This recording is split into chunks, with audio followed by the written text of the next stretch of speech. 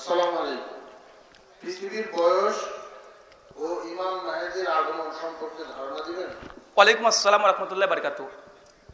বর্তমান বাংলাদেশে এবং বাংলাভাষী মানুষের কাছে খুব একটা আতঙ্কর কারণ এবং খুব জানার একটা আগ্রহ যে পৃথিবীর কয়দিন বাঁচবে।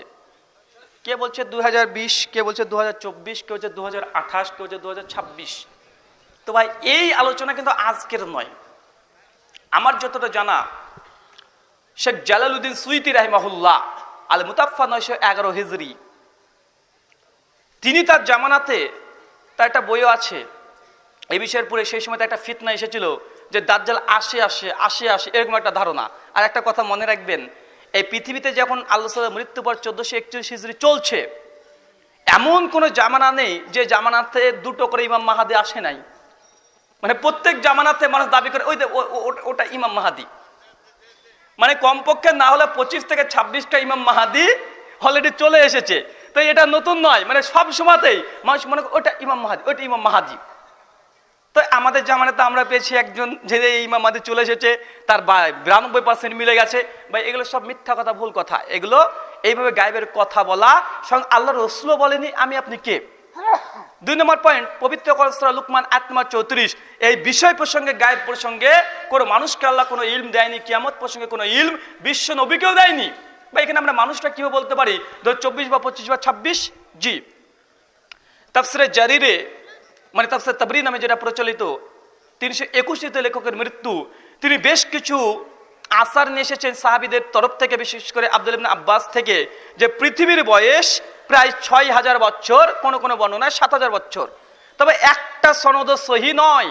আল্লামা নাসরুদ্দিন আলবানী রাহিমাহুল্লাহ সিলসিলা না ইরওয়ালুল গালিলে 1208 নম্বর হাদিসে সমস্ত বর্ণনাগুলোকে নিয়ে এসে তিনি বলেছেন সবগুলো এগুলো ইসরায়েলি রেওয়ায়াত, একটাও সহি সনদে প্রমাণিত নয়। আর সবগুলো ইহুদি খ্রিস্টানদের তরফ থেকে এই পৃথিবীর বয়সকে তারা গণনা করেছে। ইমাম ইবনু কাইয়্যুম আজ-জাওজাই রাহিমাহুল্লাহ আল মুতাফা 751 হিজরি, তার একটা কিতাব আছে ফাওয়াইদ, প্রথম খণ্ড 13 পৃষ্ঠাতে প্রথমে তিনি আলোচনা করতে গিয়েছে। আলোচনা তিনি করেছেন যে গোটা বিশ্ব জগতে যতগুলো হাদিস প্রচারিত হয়েছে যে পৃথিবীর বয়স মরবে 6000 বছর অথবা 7000 বছর, এগুলো একটাও সহি নয়। তাই মনে রাখবেন, কিয়ামত কখন হবে এটা বলা সম্ভব নয়। ইমাম মাহাদি কখন আসবে এটা বলা সম্ভব নয়। ঈসা আলাইহিস সালাম কখন আসবে আগে থেকে বলা সম্ভব নয়। কখন বলা সম্ভব? যখন চলে আসবে তারপরে বলা সম্ভব। আল্লাহ রাসূলকে বলছে ইয়া রাসূলুল্লাহ কিয়ামত কখন হবে? সেই মুসলিমের হাদিস আল্লাহ রাসূল তখন বলছেন যে কিয়ামত তো যখন তখনই চলে আসতে পারে। তো কিয়ামতের জন্য তুমি কি প্রস্তুতি নিয়েছো বলো তো? কি প্রস্তুতি নিয়েছো? কালকে যদি পশ্চিম দিকে সূর্য উঠে যায়, ভাই তওবার দরজা বন্ধ থাকবে কি থাকবে না? তওবার দরজা বন্ধ হয়ে যাবে।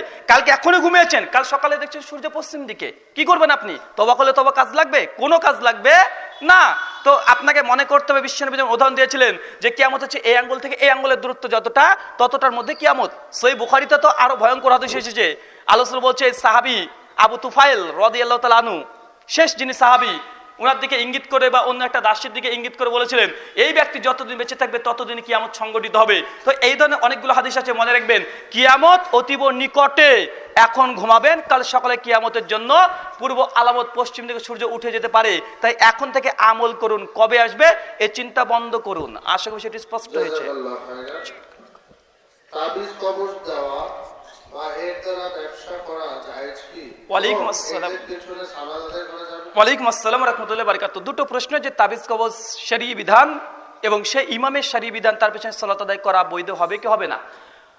প্রথম কথা, যে তাবিজ ইসলামে, তাবিজ বা তামিমা এই জিনিসটা ইসলামে বৈধ নয়। ইসলামে বৈধ হচ্ছে রুকিয়া, মানে ঝাড়ফুঁক করা। কি করা ভাই? ঝাড়ফুঁক করা। বিশ্ব নবীর পরে যখন সেই ইহুদি একটা মেয়ে কিছু কটু মন্তব্য, মানে কটু জিনিস করেছিল, পবিত্র কোরআন সূরা নাস সূরা ফালাক অবতীর্ণ হয়ে গেল। তাফসীর ইবনে কাসির, তাফসীর হাসান বায়ান খুলে দেখেন, স্পষ্ট সকলে জানে যে বিশ্ব নবীর পরে জাদু মন্ত্র করা হয়েছিল। বিশ্ব নবী কি করেছিলেন? তাবিজ পড়েছিলেন না, আমল করেছিলেন। আমলের মাধ্যমে শেফা আছে। পবিত্র কোরআন হচ্ছে শেফা। এটা কি করতে? আমল করতে, আমলের মাধ্যমে শেফা অর্জন করতে হবে। 2 নম্বর, মুসনাদে আহমদের 17176 নম্বর হাদিস, সুনান তিরমিজির 792 নম্বর হাদিস, আর সিলসিলা হাদিসে সাহিহা আলিল আলবানী হাদিস 492। বিশ্বনবী পরিষ্কারভাবে বলছে মান তাওয়াল্লাকা তামিমাতান ফাকাদ আশরাকা। কোন ব্যক্তি, যে ব্যক্তি তামিমা তথা তাবিজ ঝুলালো, ফাকাদ আশরাকা, সে ব্যক্তি শিরক করলো। কি করলো ভাই? তাবিজ ঝোলানোটাই শিরিক। তামিমা মানে যে কোনো তামিমা হতে পারে, যেই তামিমা ঝোলাবে সে শিরিক করবে। ইসলামের তামিমা বন্ধ, এটা নাজায়েজ শিরিক। বরং কি ঝোলাতে হবে? ঝাড়ফুঁক করতে হবে। ঝাড়ফুঁক হচ্ছে সুন্নাহ দ্বারা প্রমাণিত। একটা ছোট্ট কথা মনে রাখবেন, বা আপনার জ্বর হয়েছে বা মাথা যন্ত্রণা করছে, এখন আপনাদের এখানে কি ঔষধ পাওয়া যায়? নাপা। আমাদের পাওয়া যায় প্যারিজেসিক, ক্যালপল, এই জাতীয় কিছু ওষুধ। তো ধরুন আপনার জ্বর হয়েছে বা অন্য কোনো সমস্যা হয়েছে, এখন ডাক্তার আপনাকে নাপা দিয়েছে দুটো, আপনি করেছেন কি হাতে ঝুলে রেখেছেন, জ্বর ভালো হয়ে যাবে? বা কোনো মূর্খ মানুষ বাঁধবে? কি করতে হবে? নাপাকে খেতে হবে রে ভাই। তো আল কোরআন শেফা, এটাকে আমল করতে হয়। ঝাড়ফুঁক করেন অথবা পানিতে ফুঁক দেন, সে পানিটা পান করেন, এটা প্রমাণিত। তবে কিছু ঝোলানো যাবে না। জি, একটা প্রশ্ন ছিল। আর তাবিজ যেসব হুজুরে দেয়, এদের পেছনে সালাত বৈধ হবে কি হবে না? তাবিজ দুই ধরনের আমাদের সমাজে দেওয়া হয়, ইন টোটাল 3 ধরনের। স্পষ্ট কুফরি বাক্য দেয়, যেমন অমুসলিমদের তাবিজ, এটা নিঃসন্দেহে হারাম, শিরিক, কোনো মত পার্থক্য নেই। 2 নম্বর তাবিজ মুসলিমরা দেয়, কোরআনের কিছু আয়াতকে উল্টো করে লেখে বা সংখ্যাগত মান লেখে, অথবা ফেরাউন টেরাউন হামান টামান এইসব নাম লিখে, এটা স্পষ্ট শিরিক, এটা পড়া যাবে না। 3 নম্বর তাবিজ দেয় একটা, যে কোরআনের মাসনুন দুয়া, মাসনুন হাদিস দিয়ে। এই তাবিজটা নিয়ে বিশেষ করে যারা তাবিঈনগণ, তাদের মধ্যে ইখতিলাফ ছিল। কাদের মধ্যে? তাবিদের মধ্যে। কিছু কিছু মনে করতো জায়েজ, কিছু কিছু মনে করতো না জায়েজ। তো সার্বিক তাবিজ এটা অনুমোদিত নয়, চাই সেটা কোরআনের তাবিজ দিয়ে যদি তাবিজ দেয়, এটা শরীয়তে কি হারাম। কি বললাম? হারাম, এটা শিরক নয়, কথা বুঝতে হবে। আল কোরআন এটা মাখলুক, কোরআন কি মাখলুক? না, আল্লাহ সিফাত। তো কোরআন দিয়ে কেউ যদি তাবিজ দেয়, শরীয়তের ভাষা এটা হারাম, এটা নিষিদ্ধ। কেন? এটা কোরআন সুন্নাহ দ্বারা প্রমাণিত নয়। কোরআন ব্যতীত অন্য কিছু তাবিজ দিলে মানুষ কিসের দিকে রুজু করবে? কিসের দিকে ভাই? গায়রুল্লাহর উপরে। তখন এটা হয়ে যায় কি? শিরিক। কিন্তু কোরআনের উপরে কেউ রুজু করে দেয়, এটা কিন্তু শিরিক নয়। তো মানে কোরআনের তাবিজ দেওয়া হারাম, অন্য তাবিজ দেওয়া শিরিক। আর এই ব্যক্তি বেঁচে সালাত পড়া যাবে কি যাবে না, এখানে ফতোয়া যদি করা হয়ে যায় সমস্যা আছে। মূল অসুল হচ্ছে এটা। ইমাম বুখারীর এমন একটা অধ্যায় রচনা করছে সেই বুখারীতে 691-92 নম্বর হাদিসের অধীনে বিদাতি এবং ফিতনাবাজ ইমামের পেছনে সালাত। ইমাম আবু দাউদ 490 একই অধ্যায় রচনা করেছে।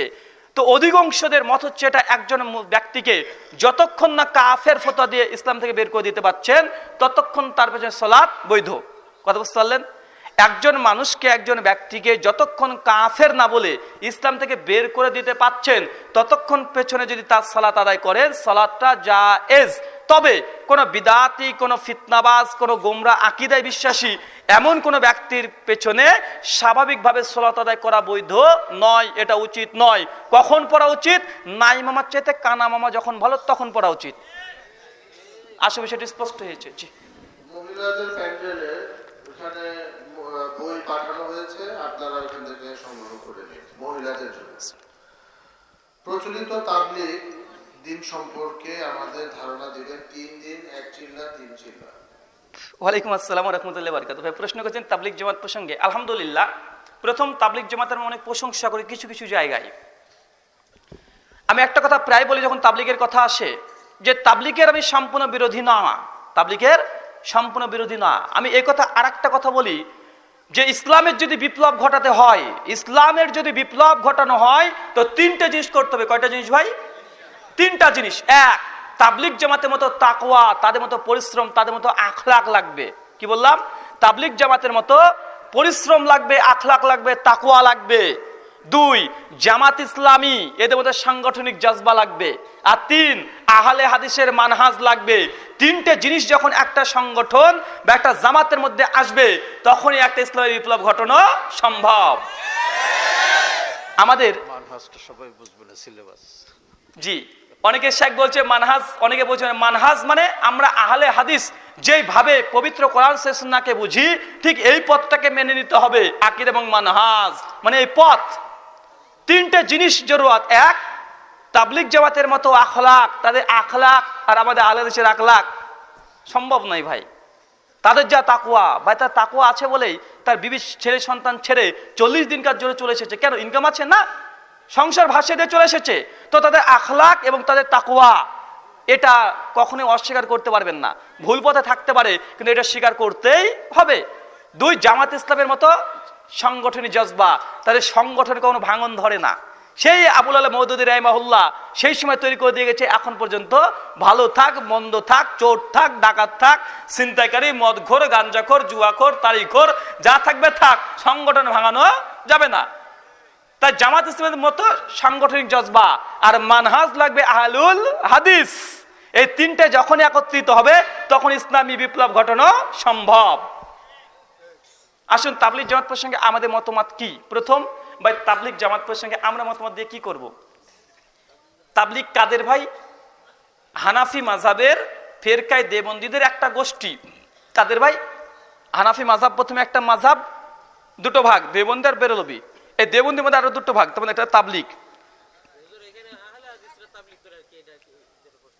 আমি বুঝি না প্রচলিত তাবলিগ বলতে আমরা মৌলানা ইলিয়াস সাহেবের যে তাবলিগ বুঝি সেটাই বুঝি। এখন খাস যদি কোনো তাবলিগ থাকে সেটা আলাদা বিষয়। তো প্রচলিত যে তাবলিগ জামাতটা আছে, প্রচলিত তাবলিগ মৌলানা ইলিয়াসের তাবলিগ, এই তাবলিগের মূল বিষয় কি?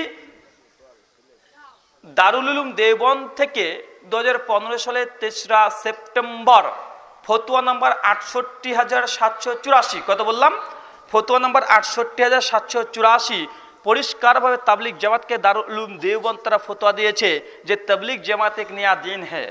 তাবলিগ জামাত একটা নতুন ধর্ম, আর এই গোমরা ফিরকা, আর এটা গোমরা ফিরকা। তো প্রচলিত যে তাবলিগ জামাত আমরা দেখছি ভারত, বাংলাদেশ, পাকিস্তান, যে মৌলানা ইলিয়াস সাহেবের তাবলিগ, এটাকে দেওবন্দি ভাইরা নিজেরা বলছে গোমরা ফিরকা। ভাই এখানে আমরা কি মতামত দিব? মাই যদি বলে আমার ছেলেটা জারজ, তো আর কার সাক্ষ্য লাগবে রে ভাই? বুঝেন নাই? নিজেরাই বলছে যে তাবলিগ জামাত এটা গোমরা ফিরকা। আজ থেকে 1 বছর আগে, গত সম্ভবত ডিসেম্বরে, তাবলিগ জামাত আরেকজন তাবলিগ জামাতের উপরে নির্মমভাবে অত্যাচার করে কয়েকজন মানুষকে মেরে ফেলাইনি ভাই। কোথায়? বাংলাদেশে টুঙ্গির কেন্দ্র করে একটা সাদ সাহেবের তাবলিগ আর একটা ইতিহাদি তাবলিগ, দুটো তাবলিগে মারামারি ঠোকাঠুকি করে নিজেরাই মরছে, একজন আরেকজনকে কাফের ফতোয়া দেয়, এখনো ঠোকাঠুকি চলছেই। তবে আমাদেরকে ফতোয়া জিজ্ঞেস করে লাভ আছে? ওরা নিজেদেরকে গোমরা বলছে, এ বলছে ওকে গোমরা, ও বলছে ওকে গোমরা। আমরা হচ্ছে তোমরা দুজনেই গোমরা। আমি মনে করি যে তাবলিগ জামাতের স্বয়ং ইসলাহ জরুরি। কি জরুরি? যারা তাবলিগ করছে তাদের ইসলাহ জরুরি। তাদের মধ্যে কিছু ভুল আছে, সংশোধনী জরুরি। তাদের মধ্যে অনেক ভুল আছে, ভুলগুলোকে সংশোধন করে যদি তারা তাবলিগ করে আমরা তাদের পেছনে দাঁড়াবো, আপত্তি নেই। তবে কি নির্দিষ্ট খাস করে 3 দিন 40 দিন বেঁধে দেওয়া যাবে না, এটা তাবলিগের সিস্টেম নয়। 2 নম্বর পয়েন্ট, তারা যে তাবলিগ করছে ফাজাইলে আমল, আমাদের তাহাকিক প্রায় 65% জিনিস আছে মিথ্যা, কেচ্ছা, কাহিনী, জাল এবং অলিক ঘটনা, যার মাধ্যমে সাধারণ মানুষ যদি শোনে ওদের আকীদার মধ্যে বিকৃতি ঘটে যাবে। তার জন্য এই বই তাবলিগ করা যাবে না, বা রিয়াদুস সালিহিনে চলে যান, বুলবুল মারামের দার্স দেন, পবিত্র কোরআনের তাফসীর ইবনে কাসির, তাফসীর আহসানুল বায়ান পড়েন, অবশ্যই তখন এটা জায়েজ হবে। তবে তারা তাবলিগ যেটা করছে এই জিনিসটাই তো ভুল, যেটা তাবলিগ দিচ্ছে এটা ভুলে পরিপূর্ণ, তা এই গ্রন্থ তাবলিগ করা যাবে না।